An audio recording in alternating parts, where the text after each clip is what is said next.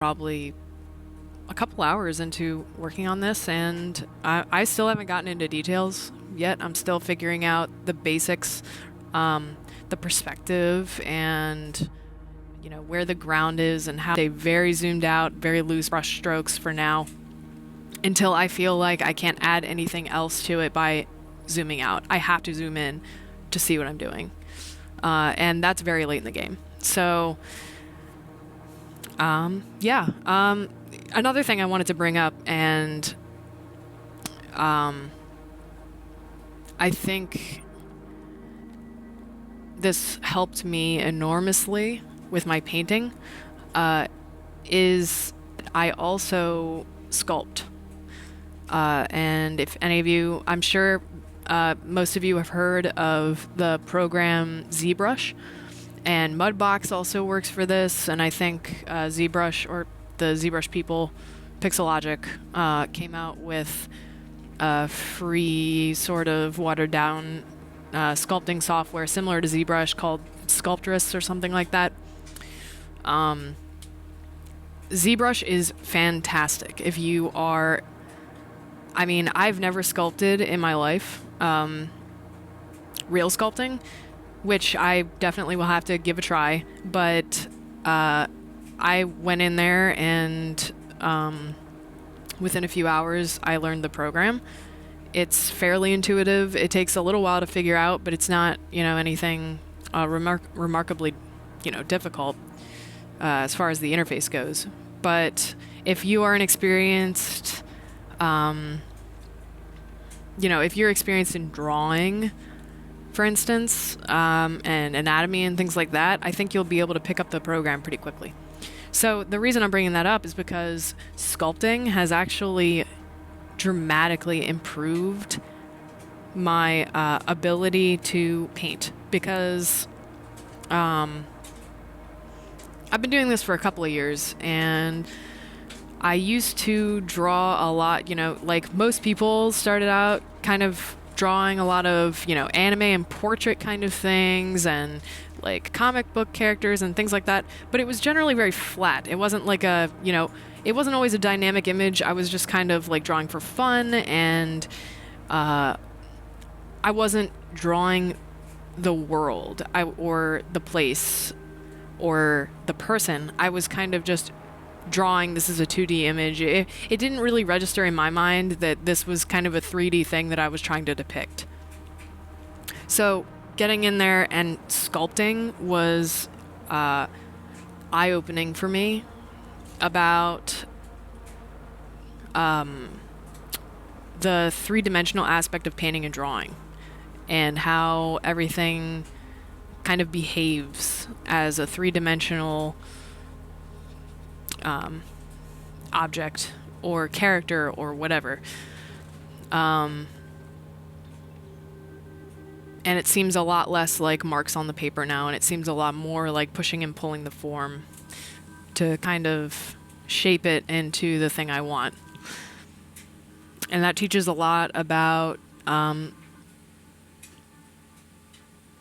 giving form to your creations, because a lot of beginning artists, and I know I keep saying that, but a lot of people just starting out, it can sometimes it can sometimes feel a little bit like a Picasso thing, where stuff's just kind of floating about. It doesn't necessarily look anatomically correct, or like everything belongs together, and that can be, that's the great answer about it, is when you're thinking about the structure, it's almost like you're being commanded by the properties of the form itself. So if something is anatomically incorrect, if it wouldn't work in real life, you're tempted to not. You're kind of tempted to steer yourself away from that. But that comes with time and a lot of life drawing and a lot of practice, to say the least.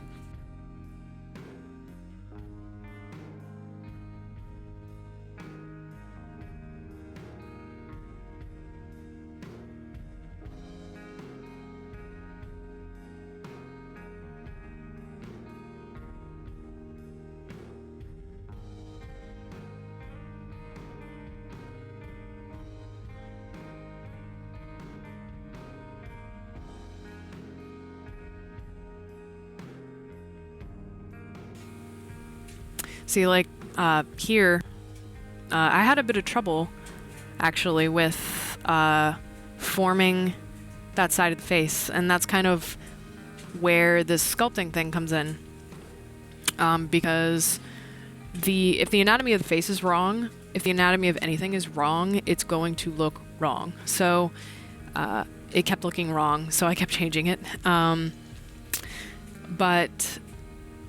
I'm thinking a little bit about kind of like almost like a dragon insect, like worm thing. The face, I was kind of trying to stick with more dragon-like features. So the cheekbone there and the eyes, I was trying to kind of carve them out and really keep in mind that there's a skull under there's a bone structure, there's skin folding on top of each other. It's all just kind of, it is a balancing act, and it's a constant process. Don't feel bad if you don't get it right the first time. I mean, I'm, erasing what I did a million times. I mean, I was joking with my friend, this video is just going to be me hitting, undo a million times. Because, I'm still figuring it out too. But the trick is just to not settle. So if something doesn't look right to you, never leave it on there. That's a tip from Alla Prima, the book. If any of you are familiar with that, I think I'll leave a link in the description for anyone who wants to read that as well. But that's a big tip of his, and I couldn't agree more. Never knowingly leave something wrong on your canvas. Do not walk away from it. If something about it is bothering you, try to fix it. And I'm guilty of this, but I will go back and stare at a painting for hours and just make stupid little nitpicky changes forever on it, to the point where it's a little bit ridiculous. But all that time that I spend doing that is time that is improving my eye and my ability to see these things, and it's probably improving the painting as well. So it really, it's all going to a good cause. So don't worry about, you don't want to waste too much time doing pointless stuff. And that goes back to, my point about the broad brushstrokes and how I rarely am zooming in here. Still, I mean, I'm several hours into the painting now, and I would probably, the main forms are there now. The anatomical problems basically are not, they're pretty much sorted out, for the most part. I'm just kind of narrowing it down now. My brush is a little bit smaller, but I'm just kind of trying to get those edges under control, because when you're brushing around with those big brush strokes, it looks great and it looks painterly, but you do have to go back in later and control that a little bit. But it's much better, in my opinion, and I think a lot of other artists and people in general would agree. But in general, it's better to start off with your brush strokes, that is, sloppy, and just, not worrying about any detail at all, and then going back later to put in detail and straighten out your edges and put in detail, than it is to go in there and just like really, methodically not try to screw anything up and just like, drawing it. And don't do that. I mean, not right at the start. It can really give you tunnel vision, and you're not seeing the whole painting, which is what, this is what people are looking at when they look at your painting, is they're looking at the big picture. They want to know that you have something to say, with your story or whatever it is you're, trying to do. And the detail is secondary. The detail is very impressive, and you want to have a polished image at the end, but it's definitely easier to work your way you know, work your way down to the detail. Start broad and end small. It will definitely help. So right now I am still blocking out the big shapes, and but for the most part this monster is looking pretty solid.